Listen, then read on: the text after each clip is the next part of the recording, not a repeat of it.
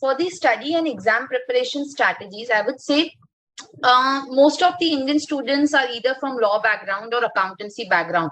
And we have been accustomed to, kind of getting those questions where we have to compute the tax or the final income you have to determine. But ADIT is not about something like that. As Siddharth rightly said, that ADIT is very practical, wherein you are posed with a problem, a statement, and you are required to give your conceptual understanding. So here, getting your concepts right is one of the very important strategy which you have to take into consideration while preparing for exam for ADIT. So whenever you're preparing for ADIT, understand one thing, that you have to get all your concepts very, very clear. So even the basic thing, just like, for example, permanent establishment or residency rules, you have to go to the roots. You have to go and study each and every basic concept and then build your foundation from there. So while we may be working and we are posed with a lot of issues, we know about many things, even for the people who are already there in the international tax sphere.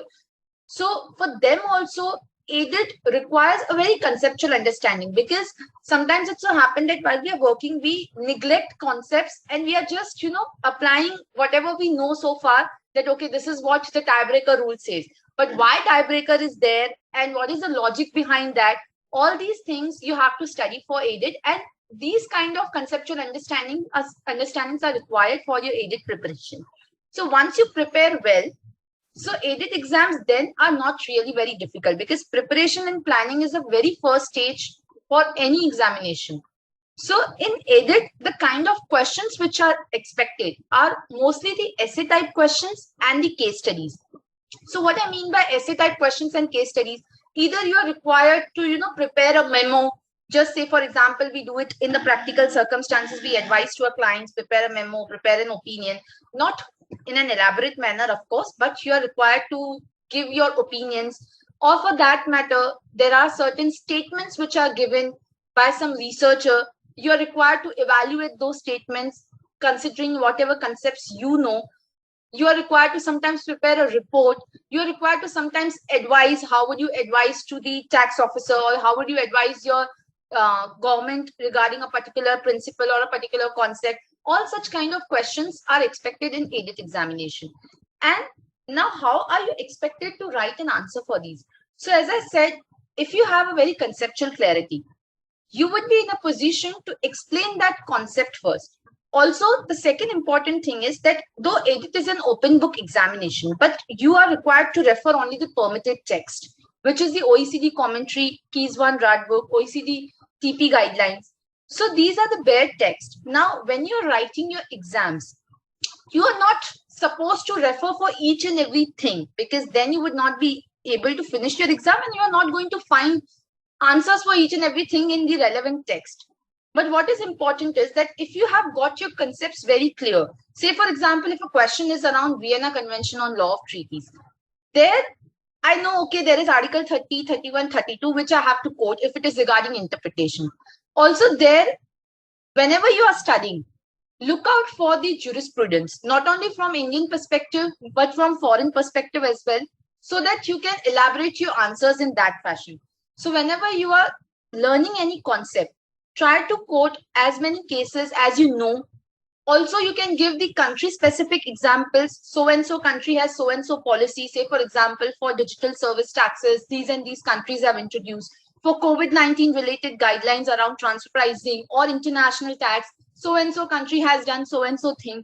So you can give like these examples in your answer. And this is what all is expected from you. Now, the other important thing is how to study. That's one of the very important and the foundational question which comes up, and from where to study. So how to study is, I would say that people sometimes while they are working, as Siddharth said, that self-study is, kind of a thing where we are not able to devote that time, even if we have that time, because you need that great motivation to get yourself into that study mode, especially after you start working. So I would suggest that start a little early itself and try to take up one concept each day, or try to read at least few paragraphs from the OECD model each day, because OECD model commentary is going to be your Bible, because that is what is your permitted text, and you are doing edit, you're getting a chance to go through the OECD commentary. While we are working also, nobody goes through the entire commentary from Article 1 to Article 29, but you're getting a chance to do that. So go through each day that concept and write it down in your notebook. Try to maintain a separate notebook for that.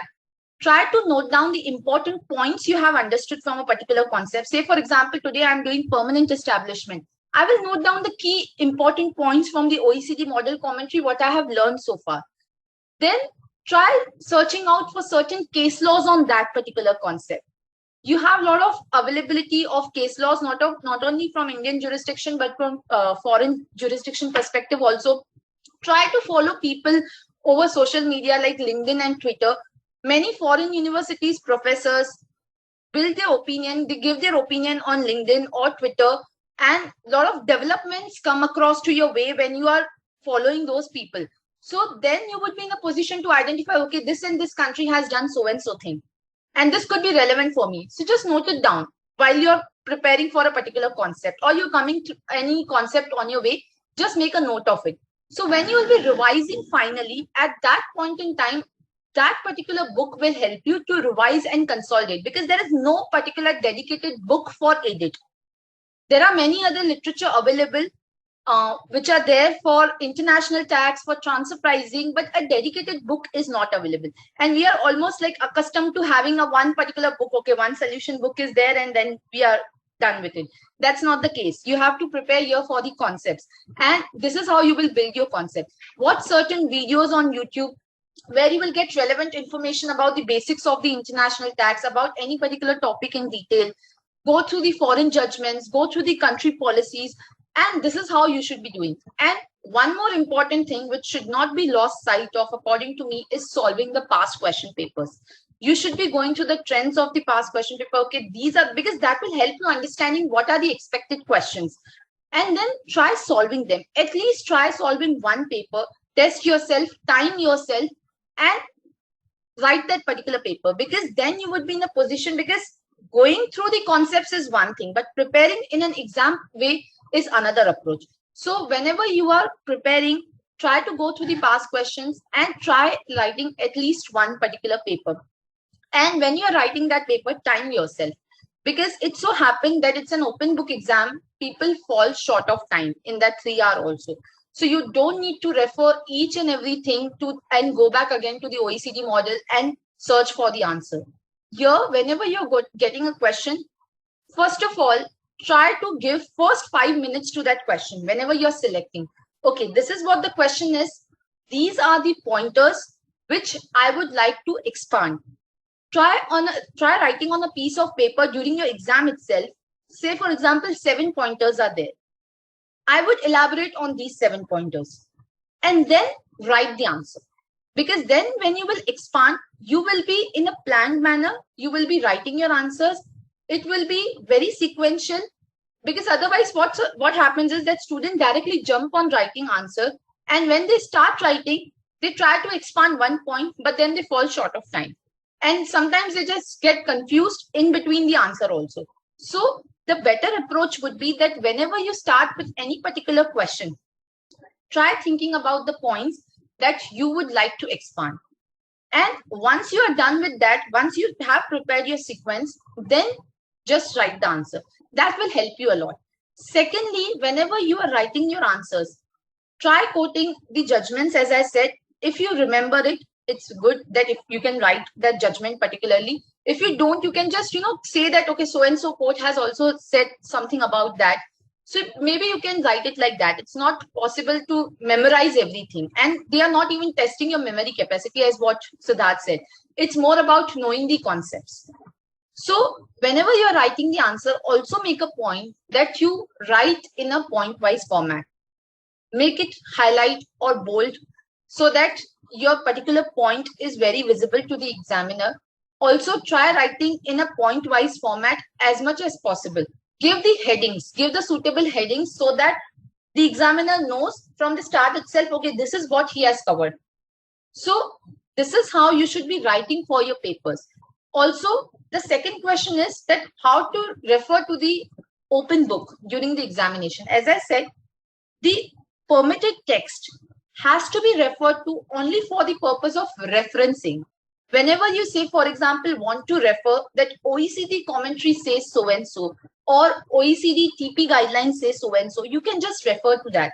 But rest, you can build upon your own answers. It should not be the case that you are getting a question and then again and again you are trying to go back to the OECD commentary to find the particular paragraph. That will not be possible in that 3-hour duration. The better approach would be that whenever you are studying, mark the relevant paragraphs in the OECD model commentary, give the headings to the paragraphs itself in the OECD model commentary, so that whenever you are searching during the examination, you are able to refer it very quickly. And then just for the purpose of reference, you can say that, okay, this is what the OECD model commentary has been saying. And then you can expand from there on. So that is how you should be referring to the open book.